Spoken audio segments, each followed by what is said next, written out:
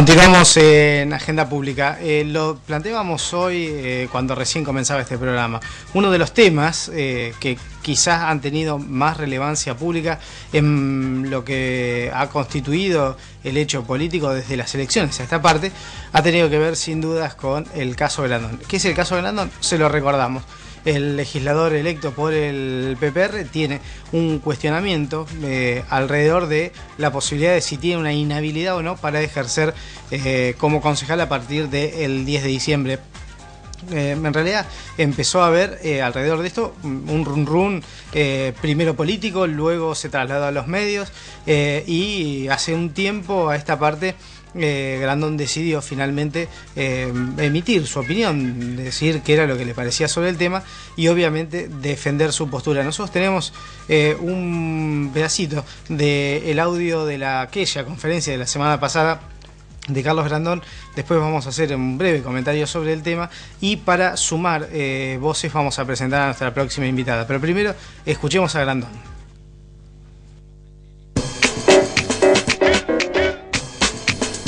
Salió y además me llamaron a casa y además esto son falta de código, porque un periodista llama a su casa y no lo graba, primero habla como corresponde y no lo graba. Esto es ético y profundamente democrático y son códigos. ¿Y quién lo grabó? La secretaria de prensa del Consejo Delante, hermana del concejal de la Juventud Radical. La que Agenda Pública fue la primera que lo sacó y la primera que votó. ¿Que votó qué? Que votó diciendo vamos a votar si Grandón puede entrar o no puede entrar al Consejo Deliberante. Está hablando del Facebook. Sí. Una encuesta. Y entonces puede votar. ¿Cómo no? Sí, ¿cómo no va a poder votar? Pero me parece que no es ético. Si hay alguien que está haciendo algo, deje que la gente se exprese. Estos son códigos. ¿Usted conocía la hay códigos que han respetado muchos periodistas. Pero aparte de su legajo, más allá de que alguien, una sola persona lo conociera, esta cuestión de su participación en un determinado cargo es una cuestión pública, digamos. No creo que haya sido oculta. Usted no fue director de comisiones de fomento de manera oculta. Esto lo sabía la gente. Entonces, en algún momento se iba a saber. Fue concejal. ¿Está bien? Fue concejal desde el con otra carta orgánica. Bueno, claramente atribuía a Grandón a una operación de prensa de este programa y de nuestra compañera María Paula Díaz todo lo que había salido a la luz pública y en realidad él mismo también lo contaba. Era como una contradicción. Asumía que había sido funcionario en la dictadura militar, cosa que está vedado en la Carta Orgánica, por lo menos dentro de el concepto de inhabilidades. La Carta Orgánica reformada, además, hace menos de un año, indica que quien haya ejercido alguna función de responsabilidad, de asesoría adentro de un gobierno militar, no podrá ejercer un cargo en la actualidad, debido a que hay una contradicción lógica. Uno no puede pertenecer a un gobierno que por toda regla, ustedes saben, un gobierno militar por toda regla es un gobierno perfectamente antidemocrático, vale decir, suprime todas las garantías de la democracia. Por lo tanto, el mismo funcionario, o entendieron quienes cambiaron la Carta Orgánica, que un mismo funcionario no puede pertenecer a un gobierno democrático. Este era el kit de la cuestión, se fue desvirtuando. Nosotros lo hemos planteado aquí, es cierto, en este programa el caso Grandón, pero también lo ha planteado el diario en el que yo trabajo, que es Noticias de la Costa, y lo han planteado muchos medios de Viedma y Patagones. Puedo nombrar algunos, no quiero ser despectivo en este punto, pero ha hecho un trabajo muy exhaustivo. Frecuencia VIP, ustedes podrán haber escuchado a LU15, han podido leer diarios como el diario Río Negro, el diario Al Día, han tratado muchísimos medios de comunicación este tema y nosotros entendemos que lejos está esto de ser una operación de prensa, sino en realidad blanquear una situación que la Carta Orgánica especifica. Pero quiero mostrarles, porque Carlos Grandón presentó una carpeta como esta, específicamente esta, disculpe el director que yo estoy haciendo lío, donde muestra absolutamente todos los pasos que ha dado en su carrera. discúlpame Nico, mirá, yo la tengo acá, tiene obviamente su currículum, su paso por todos lados, llama muchísimo la atención que en estos expedientes que haya introducido el concejal electo no haya mostrado un papel que es clave aquí en esta situación, el que es en el que se le toma o se le hace efectiva la renuncia. El 22 de abril, esto es, discúlpame Nico, pero yo estoy, el 22 de, ¿lo tomás ahí? El 22 de abril, permiso, del año 1982, el gobernador de la provincia y el ministro de gobierno en ese momento de la provincia, estamos hablando de abril del año 82, estábamos en el conflicto de Malvinas. Nadie no podía entender o no podía suponer que este era un gobierno en retirada o que había una transición entre el gobierno militar y el gobierno democrático, tal cual lo planteó Grandón. En abril del año 82 se lo designa, esto es lo que dice el decreto gubernamental, en la categoría 23 del programa 209, bla, bla, bla, bla, bla, al señor Carlos Grandón, el decreto firmado. Grandón dice que en realidad esto lo único que fue es una recategorización de su propio empleo, de su propio trabajo. Él era parte de la administración pública rionegrina y lo que fue simplemente una recategorización. Sin embargo, el decreto del 15 de diciembre del año 83, ya habían pasado las elecciones donde el gobernador en la provincia de Río Negro era Osvaldo Álvarez Guerrero, junto con su ministro de gobierno Pandolfi, firmaron el decreto que dice lo siguiente: acéptese a partir de la fecha la renuncia presentada por el señor Carlos Alberto Grandón, licenciado, al cargo de director de comisiones de fomento. Vale decir, esta recategorización que presentó Grandón significa cargo adentro del gobierno de la provincia de Río Negro. Ser director de las comisiones de fomento implica plantear todas las políticas relacionadas con todos los pueblos, los parajes que tiene Río Negro. Ustedes saben, Río Negro tiene ciudades y también tiene parajes que, por suerte y producto de la democracia, ahora pueden elegir a sus representantes por medio del voto, porque hasta hace poco eran designados por el Poder Ejecutivo. Bueno, quien dirigía o manejaba las políticas de la provincia de Río Negro en pleno gobierno militar con respecto a los parajes de la provincia de Río Negro era ni más ni menos que Carlos Grandón. Sin dudas aquí nadie le está imputando delito de lesa humanidad alguno, simplemente estamos con esto marcando cuál es uno de los argumentos que Grandón salteó en la conferencia de prensa y prácticamente lo único que se dedicó es a acusar a este programa y a una compañía de trabajo de una operación de prensa.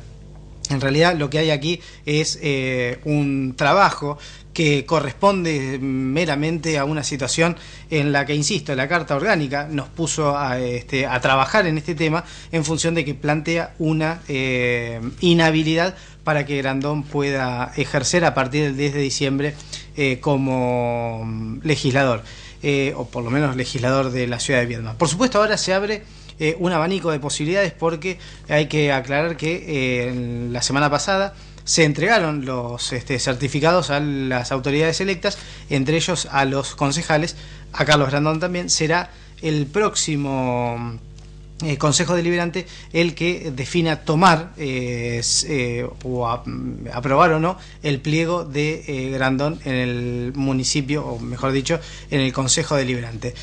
Infinidad de cosas podríamos agregar, porque la conferencia de prensa realmente, por lo menos a nuestro criterio, ha sido bastante engorrosa y Grandón, más que aclarar, ha oscurecido, como dice el refrán. Por caso, apenas algún detalle, Grandón entiende que nosotros hemos utilizado alguna cercanía, algún contacto para poder evaluar su legajo cuando él se presentó para ser funcionario del municipio. Sin embargo, el legajo es público, en tanto estaba intentando tener un cargo público. Y en caso de que fuese discutible de que el legajo no era público, la pregunta es ¿qué ocultó en todo caso, o qué se ocultaba en ese caso en el legajo que estaba incompleto para poder acceder a este cargo? Otro dato: Grandón dice que tenía apenas 33 años y que era un joven.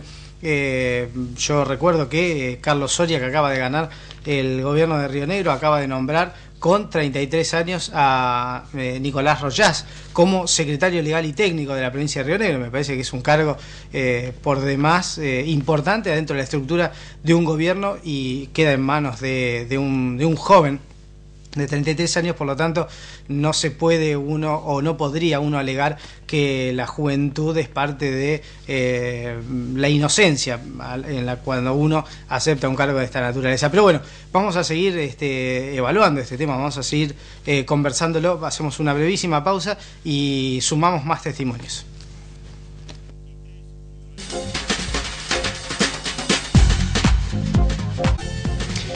Además de lo que ha sido publicado sobre el caso Grandona en los medios de comunicación, también hubo una acción muy puntual que correspondió a la Subsecretaría de Derechos Humanos de la provincia de Río Negro, que al tomar contacto, obviamente a través de los medios sobre este caso, actuó y presentó una denuncia formal en este sentido.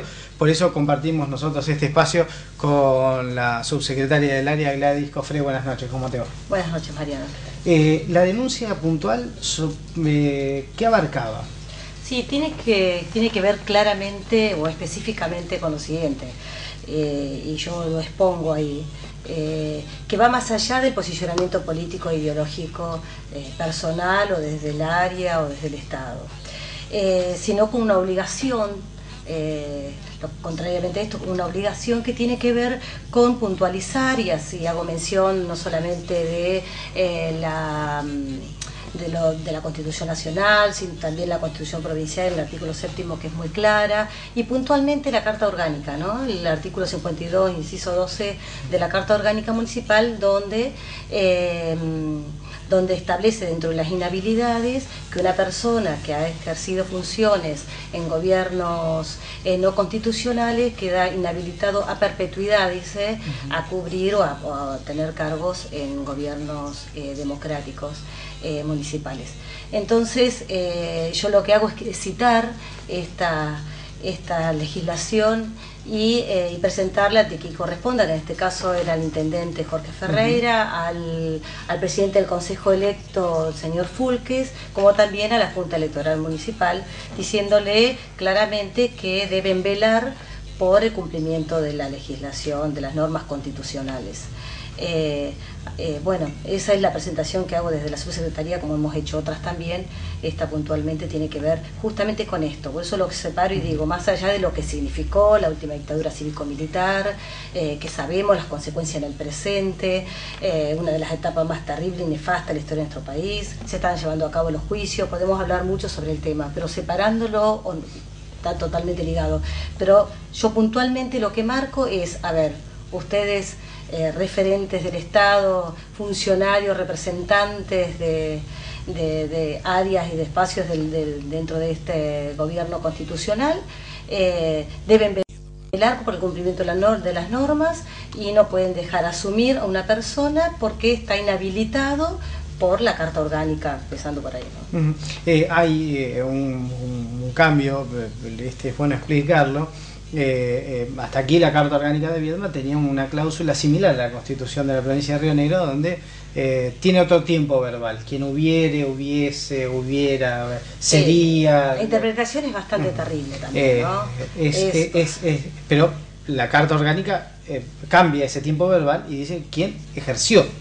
Quien haya ejercido. Quien haya ejercido. Quien haya ejercido. Y no deja lugar a dudas. No deja lugar a dudas, porque si no la interpretación, yo siempre pienso, creo que detrás de cada funcionario, de los diferentes, detrás de cada persona, ¿no? Pero específicamente de los funcionarios de los diferentes poderes del Estado, hay un posicionamiento ideológico, ¿no? Entonces uno puede interpretar, no interpretar. La Carta Orgánica Municipal es sumamente clara, al decir quien haya ejercido funciones, asesoramiento y demás en gobiernos no constitucionales, queda inhabilitado a perpetuidad a cubrir espacios de gobierno municipal. Es muy clara, más allá de la interpretación que podemos debatir sobre el tema.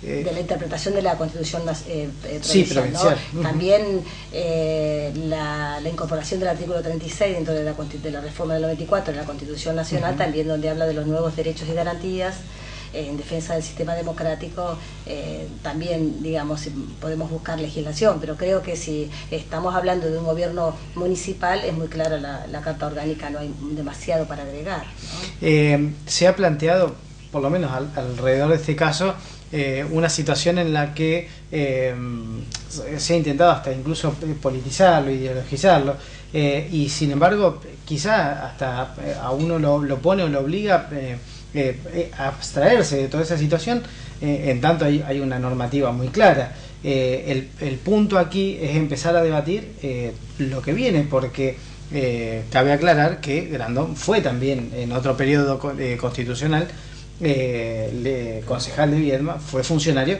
pero la Carta Orgánica no era tan clara como la de ahora. Se presta para el debate, porque antes sí, ahora no, más allá de que haya cambiado la Carta. Sí, pero también vamos caminando y avanzando en el fortalecimiento de este sistema como mejor sistema de gobierno, que es el sistema democrático. Entonces yo creo que en este caminar, en esta construcción,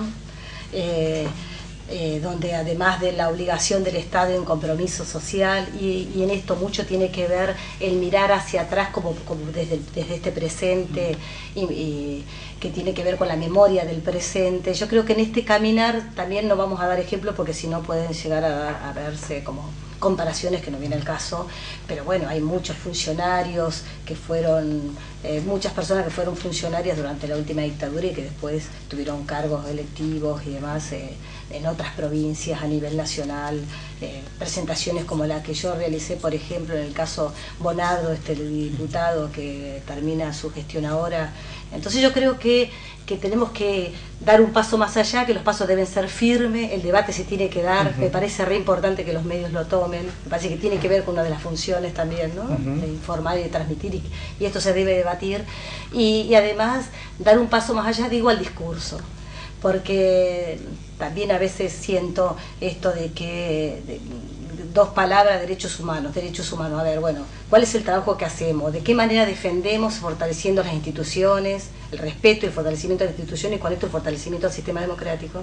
Esta construcción en la que estamos, ir más allá del discurso y ver cuáles son las acciones respecto a cada uno de los puntos, a cada uno de los casos, y mantener esto como obligación, por lo menos de los funcionarios que estamos a cargo de las áreas, de los diferentes poderes del Estado, ¿no? Porque si no, creo que muchas veces nos quedamos en el discurso. Somos defensores de los derechos humanos y hablamos del pleno ejercicio de los derechos humanos en algunos casos. Sí. Entonces, y si no, por ejemplo, muchas veces me ha pasado de que la subsecretaría o la subsecretaria de Derechos Humanos actúa, o que yo hago presentaciones de acuerdo a de qué manera, si es de oficio, por qué a través de un medio de comunicación. O sea, el funcionario tiene la obligación de accionar, sea por acción, digo, ante violación a los derechos humanos, por acción o omisión. Se puede hacer presentaciones tanto de una denuncia directa de persona o grupo de personas, o de oficio. Este tema quizás ha movilizado muchísimo la sociedad en Viedma, porque ha sido quizás el exponente más importante de este debate en los últimos tiempos. ¿Ha habido alguna consulta en la Secretaría, en este caso, de algunas personas, de qué es lo que está pasando con este caso? ¿Ha habido reuniones alrededor de esto? ¿O es tan exponencial el tema que digamos, se está librando acá en los medios de comunicación y lo va a terminar de definir la política? No, desde algunos referentes de organismos no gubernamentales, por supuesto, con los que tenemos contacto permanente, bueno, sí, también yo le he presentado y lo he llevado a la mesa y al debate del Consejo Federal de Derechos Humanos, recientemente en la provincia de San Juan. Me pareció importante debatirlo y ver qué está haciendo y qué está pasando en las diferentes provincias. Me pareció un tema importante, más allá del nombre. Yo al señor Grandón la verdad que no lo conozco personalmente, no tiene que ver con una cuestión personal acá, ¿no?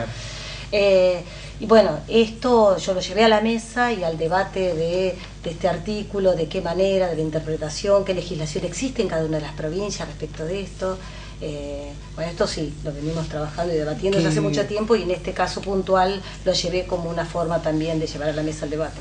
¿Qué rebote nació en esto? Porque uno, cuando va al Consejo Federal, están representadas todas las provincias de la Argentina, más el gobierno nacional. Cuando una provincia, en este caso Río Negro, lleva este tema tan puntual, y bueno, con el peso específico además que tiene la capital de la provincia, ¿qué rebote hay en Sí, en este tema, como en tantos temas, a lo largo de todos estos años hemos hecho un trabajo conjunto con la Secretaría de Derechos Humanos de la Nación, con las diferentes áreas en forma permanente, ¿no? Y un apoyo desde la Secretaría de Derechos Humanos a todo el accionar desde la provincia, del área a mi cargo, también en forma permanente en cada uno de los trabajos.